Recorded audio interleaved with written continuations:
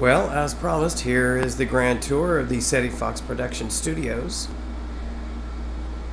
We'll just swing around behind the main console here. This is where all the action happens.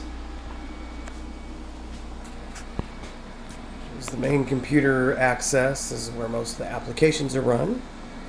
And as you can see, I have the Heil PR40 microphone as the primary. Made popular on a number of podcasts, including Leo Laporte on the Twit TV network. Then we have the Audio Technica AT2035 side fire microphone for my co-host. And then on the occasions where we have a guest, we also have just a standard PV microphone on boom. Eventually I'll upgrade that, but that's what I'm running with now.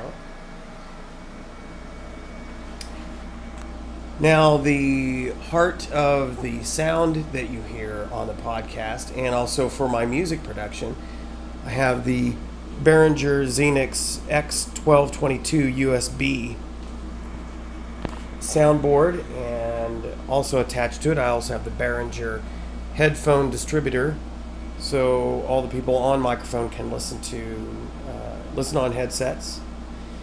I like this board because it's compact, got a clean sound, it's got a built-in EQ and effects, and it's USB, so it feeds digitally right into my computer, as well as pulls audio digitally from the computer as well. Now, when I'm working on music production, I have, for my primary in-studio board, is the Roland A30. I've had it forever, but it's a good working little machine for what it does as a controller.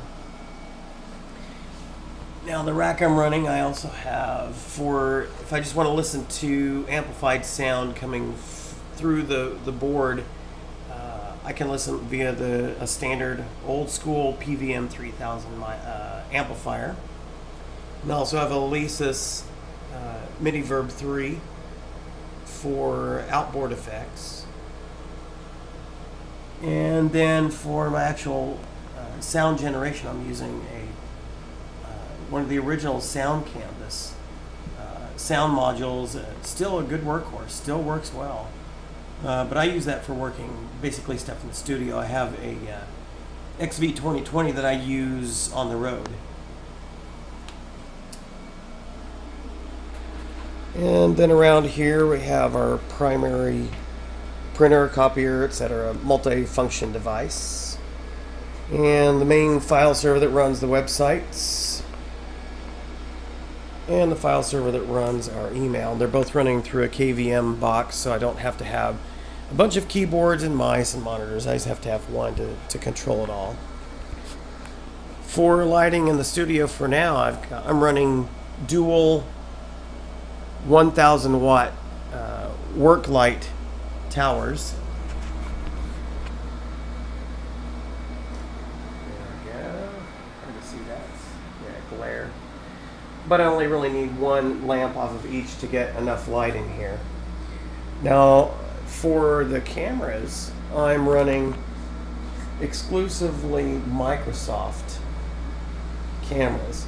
So I have dual LifeCam Studio HD cameras, webcams, that one each are trained on myself for close-up and for my co-host for close-up. And then I'm running the Microsoft LifeCam Cinema for the wide shot. The studios give you a little bit more detail, they run a little bit better, and you can zoom in further because of the optics. The Cinema, you can't zoom in as much, but it's still HD, and I really like the quality of the video that I get from those. Then over here we have our printer used for printing the high-resolution photographs. My wife's into scrapbooking, so we do a lot of stuff on there. And then this is my testing computer. It's a standard dual-core processor, but I'm running Windows 8 on it for testing purposes, and work out some of the gaming, see what it can and can't handle. I also have it running on my laptop as my primary away device, but it's the station I use right here for testing and trying out different applications. So just a quick pan around the studio. I'm a big Star Trek fan. And there's typically the backdrop you see in the podcast. So that is the grand tour of the Ceti Fox Productions studios. More to come as I upgrade. All right. Hope you found this informative.